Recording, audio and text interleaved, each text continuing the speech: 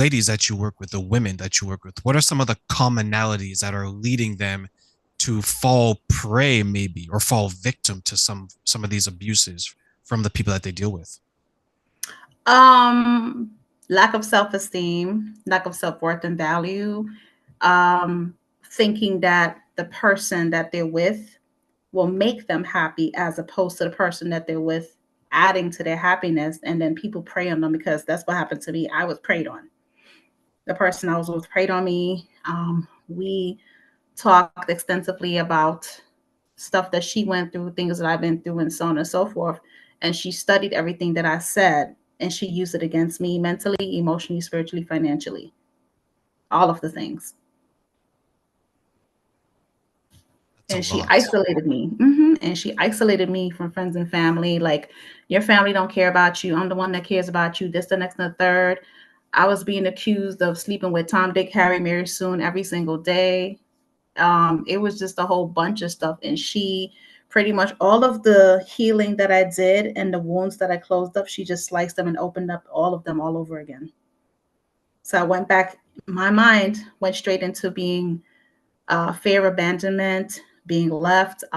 Pretty much my business went down because it was like she had, when narcissistic people are with you, they find a way to manipulate you emotionally and mentally, where you become a shell of yourself, where the confidence that she once had is diminished, and they try to break your spirit. And every time you're upset, angry, hurt, crying, and whatever the case, they get off on that. That fuels them. That fuels them. And so I had to come to a point where I had to put the ego and pride aside, because it was like, okay, well, I'm in this relationship and I don't want to fail at another relationship. And so I'm going to stick it out and try to love this person as much as I possibly can and give them my all, and everything's going to be good. And the problem with that is that they take you on these highs and lows. I'm gonna go get therapy. I'm gonna get help. It's gonna get better. This, the next, and the third, and that'll take place for 2 days. And then afterwards, it's like, why is the soda can on the table? Didn't I tell you before? Like, I don't want this here. And it starts all over again. So they take you on a high and low, and so your thinking process and your emotions are just like this, constantly, constantly. And then it's developed into a form of an addiction, because you're like, I want to, like, why does this person love me enough, and I want to help them to love me, and I want to love them, and da, da, da, da, da. And it's just like a vicious cycle. It continues and continues and continues. And I think some people don't even realize that is going on, especially the isolation piece, They right? don't, Like because I some people, didn't realize it. It yeah, like took some me people, about like, no, go ahead. so it took me about a good 6 months to realize it. That long. What made you realize that you were being isolated from everyone else? Um, I don't know, just something one day just was just like, you're being emotionally abused. And so I went on Google and I typed in signs of emotional abuse, and everything that was listed was all the shit I was going through. And I was like, oh my God.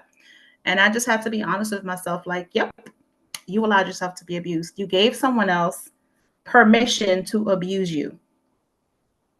So I was in denial because the signs were there, but I was like, oh, maybe it'll blow over or whatever the case may be. But it started from the beginning. But because I was in such a emotional state of the stuff I was going through during the time that I met her, I wasn't paying attention. Someone went through something similar that I was going to share with you is that they'll, once you're dating, you spend, let's say, a couple of days a week together, right? Either Mhm. together physically or maybe on the phone talking, but there's an interaction. What some people don't realize about the isolation is when you're only with that person and no one else, that is a Mhm. form of isolation. But some people think, oh, I'm in love train. I have stardust in my eyes. This person is the best one. Mm-mm. It's like, no, Mm-mm. you were someone before this person. You should be someone similar while you're with Yep. that person. And if it Yep. doesn't work out, it should be easier for you to regain it. But some people, they mistaken um the romance of it and they become dependent. Their hobbies are That, gone, right? Their social yep, circles are gone. Everything. yep. Speak to that. It's the truth because it was to the point where I just depended on her because she was a person that made a lot of money and she like to splurge and just this, that, X, and the third. And I had my own business at the time, and I think that it was like a jealousy thing because I was so independent. So it's like, what way can I get her to depend on me and not be independent? What way can I get her to like not be as strong a woman as she is? How can I like manipulate that? And that's what happened, and ended up depending on her financially. And like I said, it was a fear of her leaving me. So I was depending on her emotionally and mentally. It was all of those things. And she designed it in such a way because she knew what she was doing, because they always do. She designed it in such a way where I was completely isolated, and she made it so pretty. Oh, I travel a lot and you might want to travel with me and you could just run your business here, there, everywhere. Don't worry about it. I'll pay for the plane tickets. I'll pay for this. I'll pay for that. So she sold a pretty picture, but with that came a lot of consequences. The abuse. Oh, yes, because they will create this new life for you Yes. slowly but surely, right? And then you, Mhm. without even knowing, you're a part of it. And then when they start to pull away or when they start to discipline you and say that, hey, if you're not with me, you must be doing this with that person or Yep. whatever the case is. You're like, Mhm. wait a minute, I'm not. I'm not doing this. And then the best strategy is that they do it often enough. Then you're like, wait a minute. Am If I I were doing to, that? hey, there you go, right? You begin I to know. doubt your own Yeah, mind, yeah. Yeah, right? yeah. Mhm. Right? It's Like, to the point how where did that feel? it felt horrible because I was becoming a shell of myself, and I worked so hard on my identity and who I am as a person. And it was slowly just diminishing to the point where she was trying to diagnose me that I had DID, that I would dissociate, and another part of me was coming out and doing this and doing that and stuff that I don't remember. And I'm probably sleeping with the neighbor upstairs and this, the next, and the third, da, da, da, da, to the point where she had video cameras all over the house. And then she also had voice recorders all over the house that I didn't know about. So she was taping, recording my conversations. It was to the point where my phone, you're probably sleepwalking and talking to people on the phone. And when I look at you, you go like this.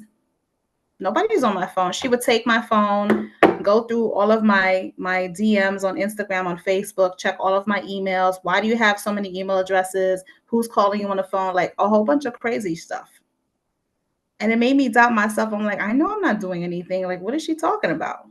So yeah, they make you go feel like you're going crazy, and they truly, truly make you doubt yourself.